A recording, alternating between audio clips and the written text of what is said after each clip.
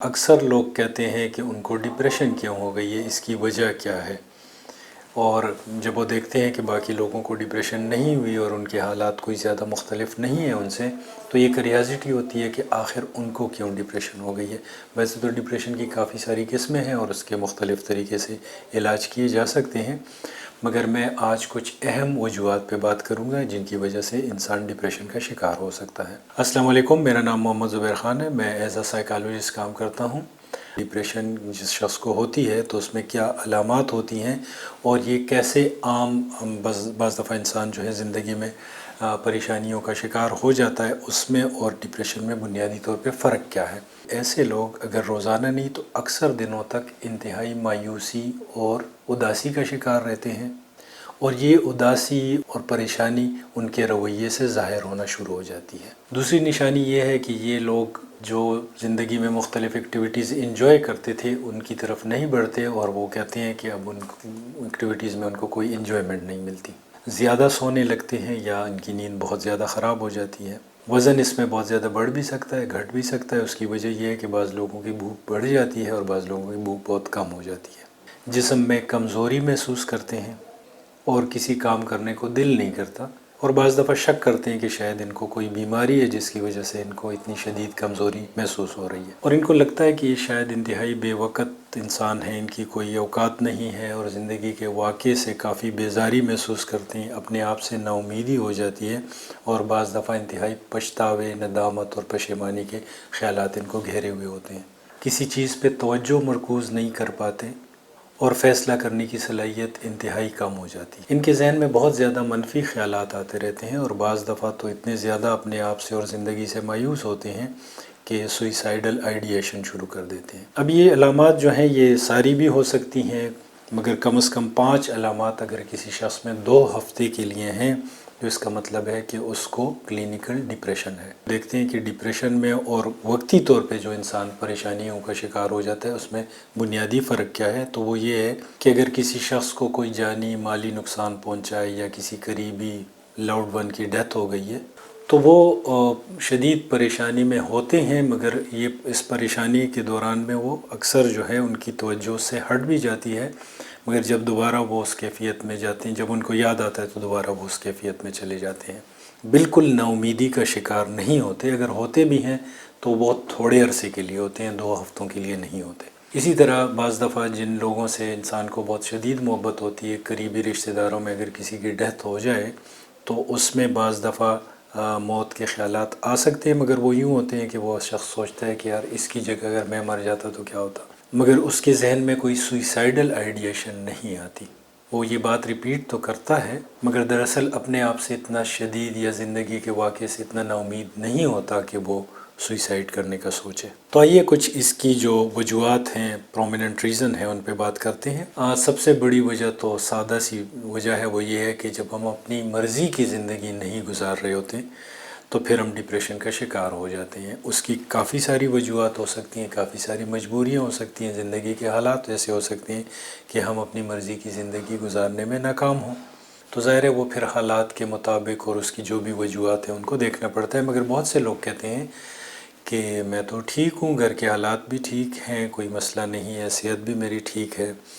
کوئی بزنس ہے یا جاب ہے اس سے بھی وہ سیٹسفائیڈ ہوتے ہیں، اس کے باوجود وہ کہتے ہیں کہ میں ڈپریشن کا شکار ہوں۔ اس کی کیا وجہ ہے؟ مگر اگر وہ لوگ غور کریں تو ان کو پتہ چلے گا کہ دراصل وہ واقعی اپنی مرضی کی زندگی نہیں گزار رہے۔ جو چیزیں وہ بتا رہے ہیں وہ تو آبجیکٹیو ریئلٹیز ہیں، آبجیکٹیو ریزنز ہیں، پیمانے ہیں جن کے مطابق وہ سمجھ رہے ہیں کہ ان کی زندگی خوش ہونی چاہیے۔ اب جو آبجیکٹیو پیمانے ہیں، معاشرے نے جو قاعدے قوانین بنائے ہوئے ہیں جن کے مطابق ہم زندگی گزار رہے ہوتے ہیں،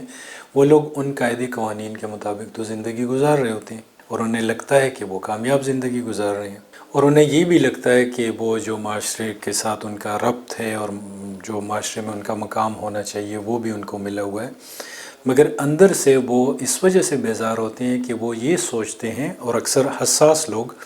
کہ جو معاشرے کی ریکوائرمنٹس ہیں، جو قاعدے قوانین ہیں، ان کے مطابق تو میں زندگی گزار رہا ہوں، مگر میں دراصل اپنی مرضی کی زندگی نہیں گزار رہا۔ بلکہ بہت سے لوگوں کو یہ لگتا ہے کہ شاید معاشرہ جو ہے وہ ڈگڈگی بجا رہا ہے اور وہ ناچ رہے ہیں اور شاباش مل رہی ہے اور لوگ تالیاں بجا رہے ہیں، مگر وقت کے ساتھ ساتھ ان کا احساس ضیاع بڑھتا جاتا ہے۔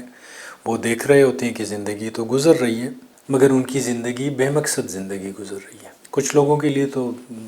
زندگی کا کوئی مقصد نہیں ہوتا، جو بھی معاشرہ ڈیمانڈ کرتا ہے اس کے مطابق زندگی گزار رہے ہوتے ہیں، مگر جو حساس لوگ ہوتے ہیں وہ اس وجہ سے بھی ڈپریشن کا شکار ہوتے ہیں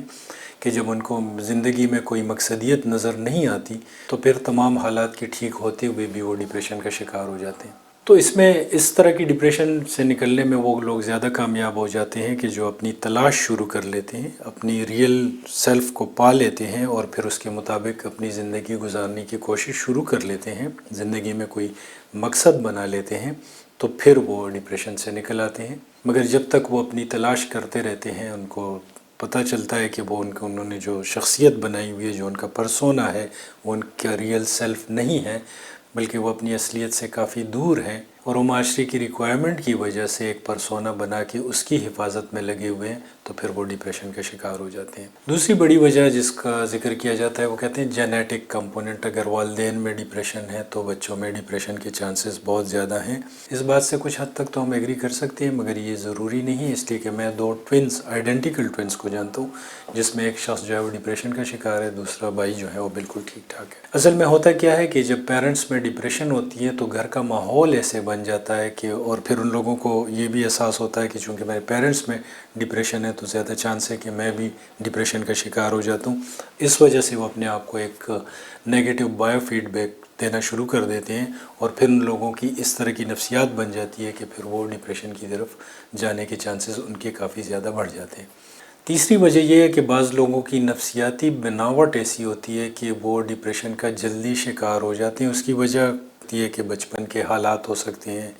یا اگر کافی عرصے تک انہوں نے ایسے ماحول میں وقت گزارا ہو کہ جہاں پہ نا امیدی کے خیالات بہت زیادہ ہو، عدم تحفظ کا احساس بہت زیادہ ہو، جس کی وجہ سے ان کا سیلف اسٹیم بہت لو ہو چکا ہو، وہ بہت ٹمڈ اور سبمیسو قسم کے لوگ ہوں، تو ان میں ڈپریشن کے چانسز زیادہ ہوتے ہیں۔ چوتھی بڑی وجہ جس کو کہتے ہیں کیمیکل امبیلنس، یا ہمارے ذہن کے اندر جو کیمیکلز ہوتے ہیں اس میں کوئی ایسی تبدیلیاں آ جاتی ہیں جس کی وجہ سے انسان جو ہے وہ ڈپریشن کا شکار ہو جاتا ہے۔ نو ڈاؤٹ کہ ایسی دوائیاں موجود ہیں کہ جو کہ ہماری ذہن کی کیمیکل سٹرکچر کو چینج کر کے یا ریسٹور کر کے ہمیں ڈپریشن سے نکلنے میں مدد دیتی ہیں، اور بہت زیادہ سویئر قسم کے ڈپریشن میں یہ دوائیاں بہت مددگار ثابت ہوتی ہیں۔